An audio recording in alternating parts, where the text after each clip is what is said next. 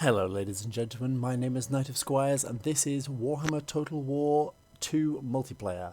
As always, if this is your first time joining me, welcome. If not, welcome back to another episode of the KoS Championship Tournament.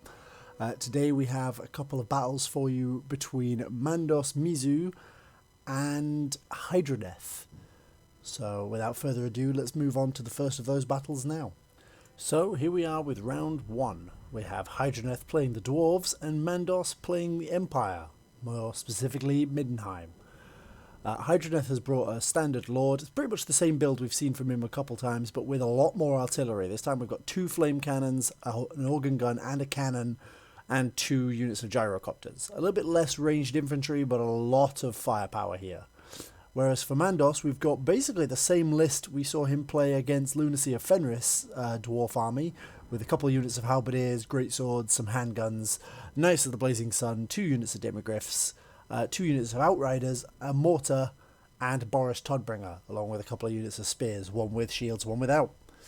This matchup slightly favours the dwarves, as their infantry is a lot heavier and harder to deal with than the Empires, but with the 3 units of Empire cavalry plus 2 units of light cav, the maneuverability is certainly with the Empire in this list.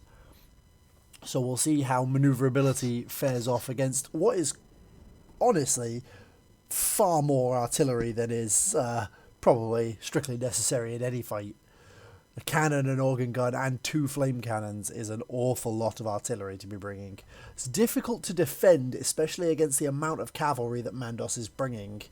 It can be all too easy for Mandos' army to get into the back and get behind and get into all of these high-cost artillery pieces. So, have a quick deployment. The dwarves have a very static front here.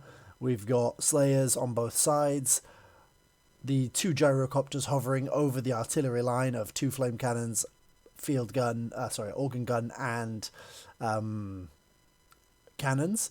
Then you've got 2 units of quarrelers and a unit of thunderers, the Lord, and 3 units of dwarf warriors.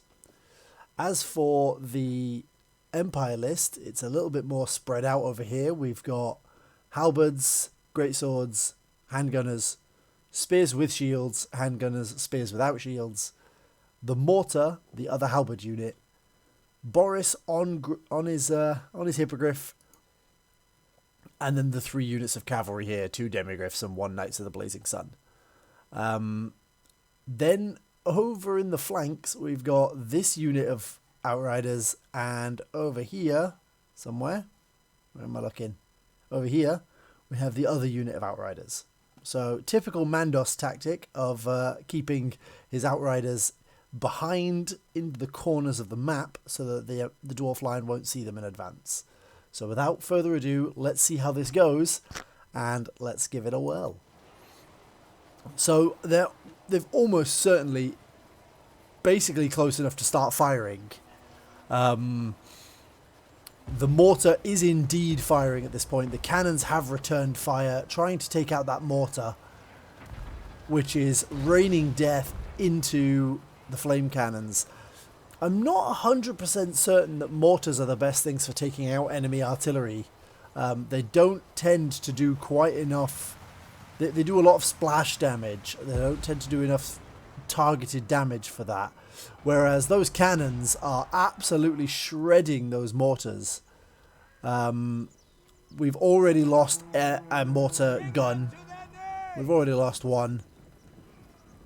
The rest of the Empire line is now advancing. We're not having the same dance that we had in the last Dwarf v Empire game. But those cannons are just ripping into those mortars. Little bit of splash there onto the handguns, I think, and the mortars continuing to rain death onto the flame cannons before they get close. But with only one mortar left functional, 2 mortars left functional, the amount of damage they output is significantly lowered. At this stage, the organ guns have started firing into things like the spearmen, with the cavalry moving around on the flanks. The outriders are still coming up behind. They might have successfully got to a stage where the slayers haven't seen them and they've opened fire into the crews of the organ guns. which is exactly what Mandos wants, for them to get in and deal with these artillery crews before they rack up too many kills. Now, both units of Slayers have now seen them, and the flame cannons have opened fire on these. The gyrocopters coming round, and the Slayers have chased off these Outriders. It wouldn't be the worst thing now for the organ guns have opened fire into the Outriders and are absolutely shredding them. They've nearly broken. That's it. They've decided they've seen enough today. The flame cannons have chased these all the way to the corner of the map and are still firing, and there's not a lot that Mandos can do about that. But now the ranged infantry have started, and this unit of spearmen with shields is taking an absolute pommeling. It looks like the Quarrelers have got a slight range advantage on the handguns, but the handguns are now firing into these Dwarf Warriors, and they are doing quite a significant chunk of HP damage there. Halberds, unfortunately, don't have shields and are running in, and it is going poorly, but those handguns are absolutely shredding these Dwarf Warriors. 4 of them dead already, trying to redress the lines before the Halberds come in. And the Halberds come in on both flanks. The Demigriffs are here, crashing, all 3 cavalry units crashing into those poor Slayers. They will almost certainly be getting the honourable death they were seeking. But then going straight through them, honestly, into the artillery, which is probably the sensible play there. Although leaving them Slayers alive is a little dangerous. They do a lot of damage to this cavalry, and if they get a charge off, it will go poorly. Boris is in the middle here. He is here. He is happy. He is hacking away at artillery pieces. The dwarf lines are completely redressing themselves, and the mortar is still firing at this this flame cannon. Here it comes. Boom. I think it hit the Slayers. Flame cannons launching into the Empire infantry and just absolutely getting shredded. All the while, this cavalry is completely chasing off all of this stuff. They've slammed into these Slayers, who have been taking shots from these Outriders for most of the match at this point. The steam guns, on the other hand, the gyrocopter steam guns, are doing a lot of damage to this cavalry. Really need to start considering what to do about those, because Boris is up in the sky again. I think, is he going to go and tackle them? No, he's going after something else. But he's going back after these artillery crews, trying to deal with them. The cavalry is running roughshod over the back lines of his, but at the same time, the dwarf ranged infantry is not being dealt with. So the longer this game goes on, the more it's just going to get chance to fire into the heavy cavalry and infantry, which all appears to be standing relatively still over there. I think a slight micro miss here. It is now, unfortunately, very difficult to control all of that and all of what's going on here and to successfully micro your infantry.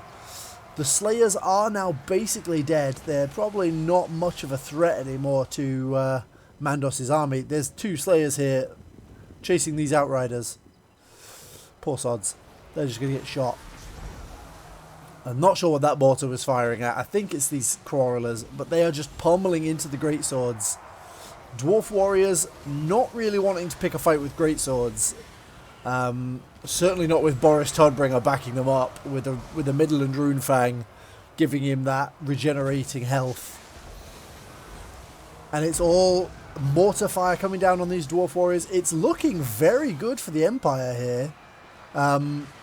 It's like there's not a lot of the dwarf line left, but it's all infantry at this point. The staying power of the dwarves is in its infantry. Slayers are basically dead. Those Slayers are dead. The Outriders need to come back in. The other ones on this flank have basically not done a whole heap. Well, that's the Knights of the Blazing Sun running off. Where are the Outriders that were over here? I think they're all dead. They all died, potentially. Dwarf Thunderers are running. Flame Cannon crews have rallied, but the Flame Cannons are not really reachable at this point. There is only 1 crew left for this, but it is still firing into these handguns, and that's going to break them. There they go. They really need to be dealing with these gyrocopters because there's not a lot left that can deal with them. And the Empire is running out of ranged options to deal with them. And the handguns are getting pummeled by the flame cannons. And both the steam guns are just melting Empire infantry units at this point.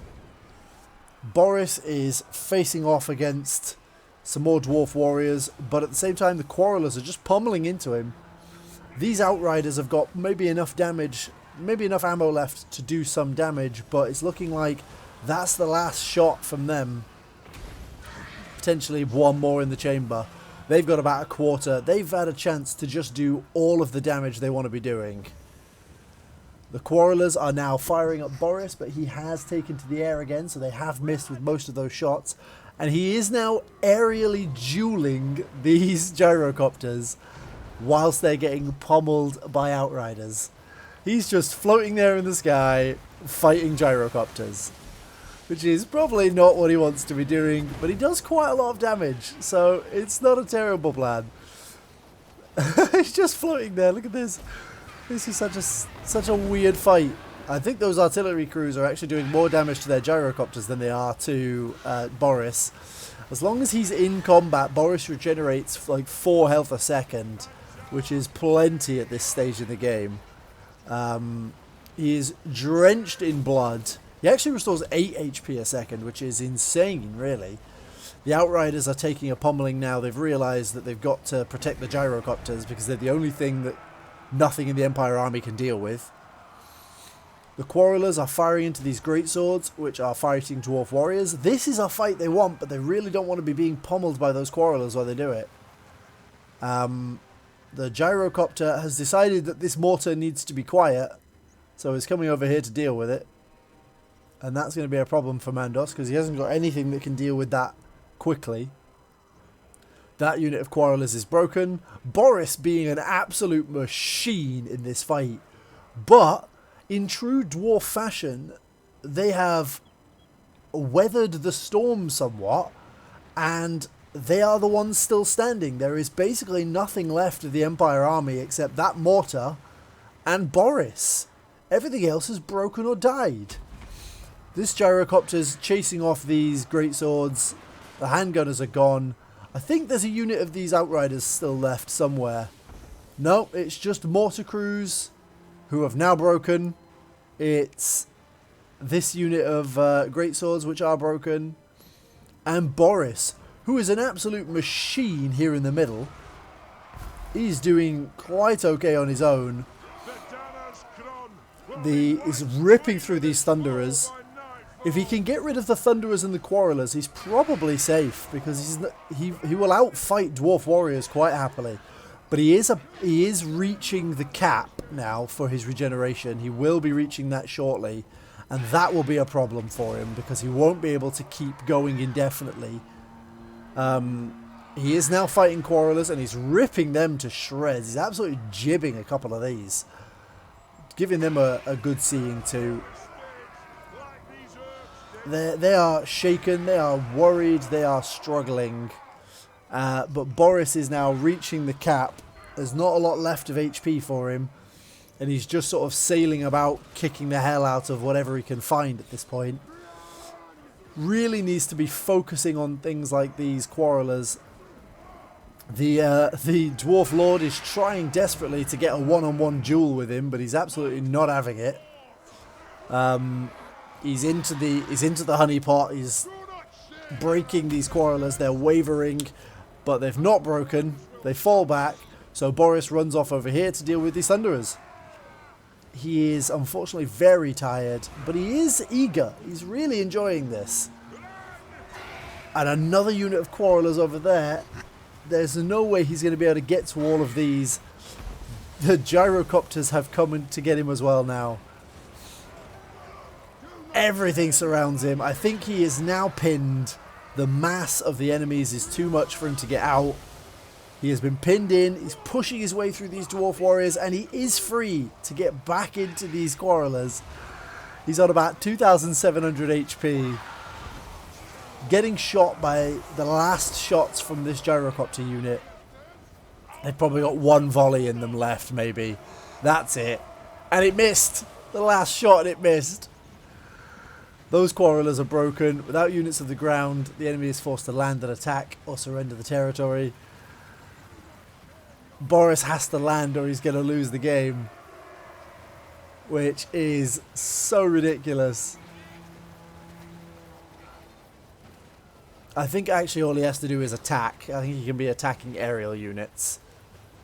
Down he comes into the Dwarf Warriors. Their morale is dropping rapidly. They've only got leadership of like... it's gone back up to 15 or so now. But Boris is on the ground, fighting for his life, surrounded by dwarves. What a fight. He is just giving it some, isn't he? Like, he is all kinds of happy. Just trotting along. Into the air he goes again. And, whoop, doing a bit of a jig in the sky there. Down into these handgunners. He's breaking those units any second now. But the Thane has arrived and bolstered their leadership again. Boris goes for a little bit of a trot. Into the sky he goes again. Oh, there's a lot of up and down here. He is now attacking the gyrocopters. This is possibly not where he wants to be. Although if he can kill the gyrocopters, there is nothing that can stop him moving freely at that point. And he can just wander about cycle charging whatever he feels like. He is breaking this quarreler unit. They're about to break. They're at -6 leadership. They have broken. And now it's just a case of killing these gyrocopters before their help turns up. There is only, I think, one ranged unit left in the dwarf army that isn't broken, and it's those Thunderers. Boris does cause terror, but here comes the Lord, and he is probably... He's healthy enough that Boris, I don't think, can take him. They're broken. The Thunderers are running out of ammo, but Boris is in the sky, coming in for a cycle charge, I think. Yep, here he comes. Into the back of the dwarves, kills a few more of them. He's about to break that unit. It's at -5, it's broken. What a machine Boris is being in this game. He's running really low on HP, but I tell you what, he's doing so much work. But he is broken, and that will be it. What an absolute play by Boris. That guy was having none of the dwarves today, thank you. He was having none of it. 151 kills from Boris. The cavalry all got 50-something, and the great swords got 61. What a play. I think the firing of the mortar at the crews was potentially an error. The mortars are just not built for taking out singular targets like that. They want to be aiming for large clustered groups of units. And I think if they'd been firing into the dwarf, like, ranged infantry earlier, it could have been a very different game from there on, really. So, looking at the dwarf lines, we've got, obviously, all of the crews did amazingly. Everything else did moderately well. The Slayers, unfortunately, met their demises having not really done a whole lot. So, although their honour is, clean, I'm not hugely impressed by them. So, with that, we're going to go on to the next match. That is 1-0 to Hydraneth. And I will see you in the loading screen for the next one. Here we have Hydraneth versus Mandos again with Tomb Kings versus Norska. We have the Grand Hierophant Katep and the Casket of Souls. This is a very similar list to what we saw versus Lunacy of Fenris. The Necrosphinx, 2 Tomb Scorpions I think are new, but over on Mandos's line we have the obligatory Fire Wizard. That's a staple of Mandos's lists. Basically a very similar list to what he's done a few times, but with a lot more Berserkers. These anti-infantry will be absolutely great. They're also immune to psychology, but the anti-infantry will be great versus all of these spears and swordsmen. Less so against this amount of cavalry and monstrous creatures. I'm a little worried about the double Casket of Souls here, doing an absolute number on Mandos. But we'll see how it goes. There is a mammoth, so there is some staying power there, in the form of that gigantic monstrous pachyderm. But I don't know whether or not it will be able to take on 2 Tomb Scorpions and a Necrosphinx and several units of cavalry, all while getting pummeled by 2 Caskets of Souls. That is a rough one, honestly. But we'll see how it goes. I'm excited for it. The 2 Skinwalkers are anti-large, so they'll do some nice work as well. They'll be able to rip into the Tomb Kings quite happily. So, neither player has a whole heap in their deployment. Again, this is proving quite common on this map. Over here is the Tomb King line with Hierophant Catrep and the Casket of Souls, some spearmen, swordsmen, archers, and the Necrosphinx. In the woods over here, we have both Tomb Scorpions and all of the cavalry. Facing off over there, we have the Marauder Horsemen. There's a lot of attempting to work out who's going where in this list. The Mammoth, happily out here on his own. Going to be drawing a lot of fire from there, I think. And here is 2 units of Skinwolves. Here is the rest of Mandos' army, really. 4 units of Berserkers. They are all in the woods, which will slow them down if Hydraneth can see him. We'll have a similar issue to what Lunacy of Fenris faced in his game, where the trees slow him down enough that he becomes a hindrance rather than a boon when being fired upon by multiple artillery units. So, let's see how this goes. Let's press play. At the moment, nobody can see each other, so it's just the Mammoth that can be seen. But very quickly, these 2 lines are going to bump into each other, and I think it's going to... There it comes. Coming up through the woods here, the cavalry are starting to come down the woodland, and all he really needs is to be able to see the enemy, which are marching in long columns through the woods. See how much slower they move when walking through these trees. And they're gonna... There you go. They have been uncovered. They have been seen. And they've been fired upon. They've got axes. They have got shields, so they will survive a lot of this. But the spearmen are just going to hold them in place at this point. The Fire Wizard is being flanked and is being frightened. The entire enemy army does cause fear, which obviously is a problem for Mandos' army. A lot of their stuff is immune to psychology, but some of it isn't. Trying to maneuver through these woods at a faster pace. All the while, the Pachyderm is marching upwards, and Hydraneth is moving his casket and his entire army so that the caskets can start firing in. And that is going to be where the problem lies, I think. These casket shots just raining into large clumps of Mandos' army and absolutely shredding them. They need to, as counterintuitive as it sounds, they need to get out of these woods as fast as they can and break for a run across this open plain, because the trees become a hindrance once the artillery can see him. Here comes more shots into this mass of units being held up by this 1 unit of cavalry. They absolutely did their jobs there. They've held that entire block in place long enough. The Skinwolves have made a break for it. They're kind of just standing here. They're about to run into an arrow volley, I would imagine. They've decided against it, because this Tomb Scorpion has come up.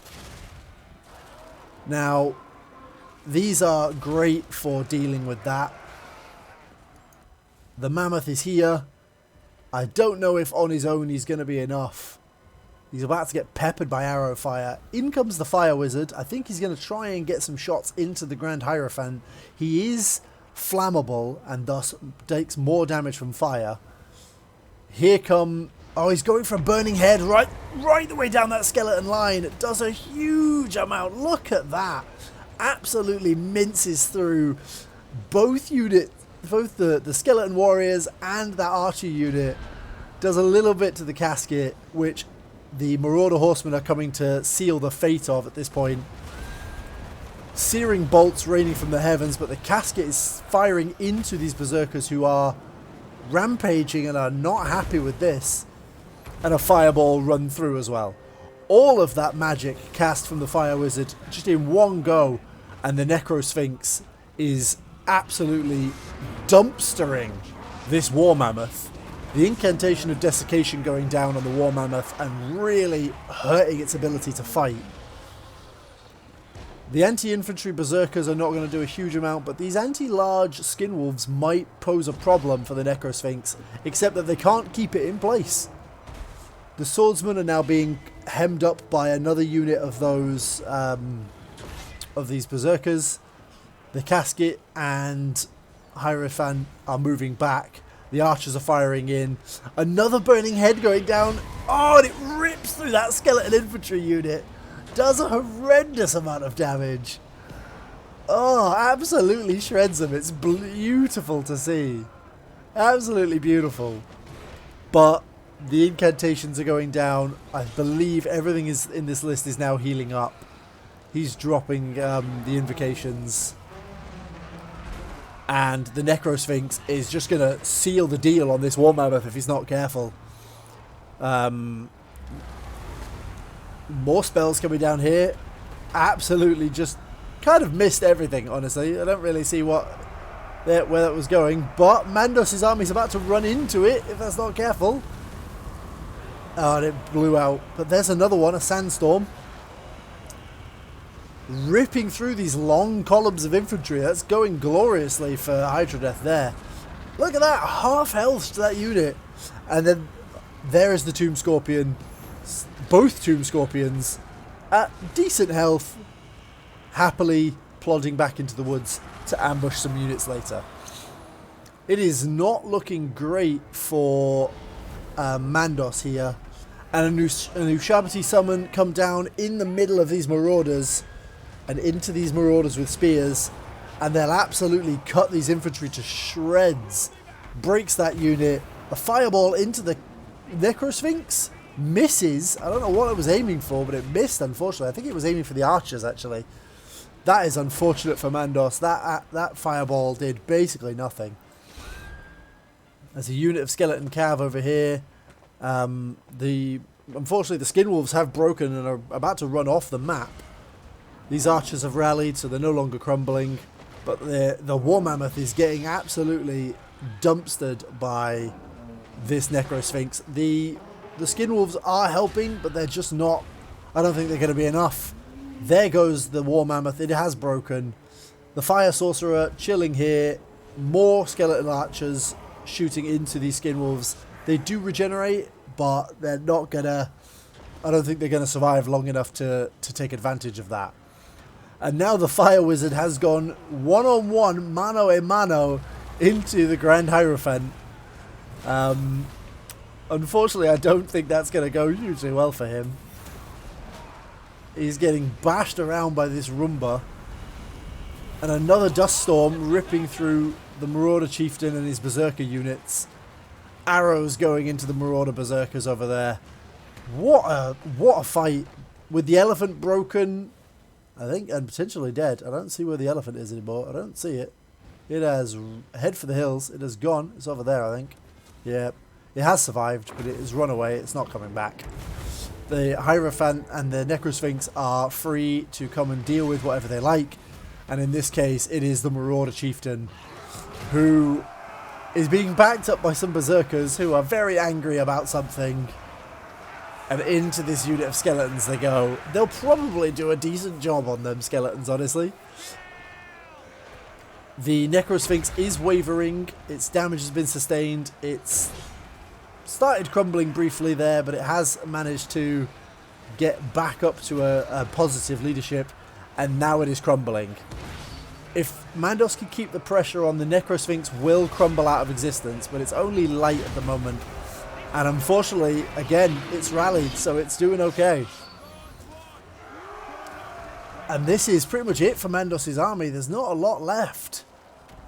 The Fire Wizard is on his way back, as are the Skin Wolves, to try and deal with... I think they're trying to deal with the Hierophant.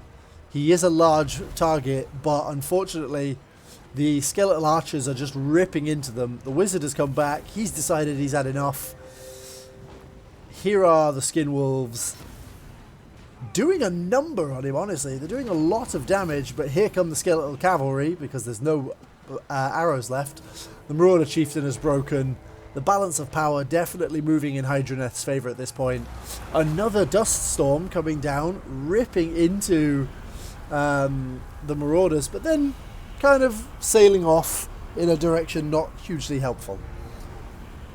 What a game, but there is army losses, and that unfortunately is the game. So we'll have a look at the end of replay of that. What a match. The Hydraneth, the Grand Hierophant, getting 208 kills. What a machine he was. The casket got taken out relatively quickly. It got 71 kills, but it did a sizable chunk of damage, but it did get taken out, I believe, by the Marauder Horseman. I didn't actually see it get destroyed, but I believe it was the Marauder Horseman that did it. 146 kills on that Berserker unit. These guys went to town on those skeletons. They did really well. I honestly think Mandos may have been better served running across the open field rather than through the woods, where it slows down his units. I know it's counterintuitive to think that, but I think that's what he'd have been better served doing there. It could have got into the lines much earlier. But we'll never know. That is it for today's games. Hydraneth is 2-0. So he wins this round. Mandos, unfortunately, goes home without a win in this round. What a fantastic pair of games.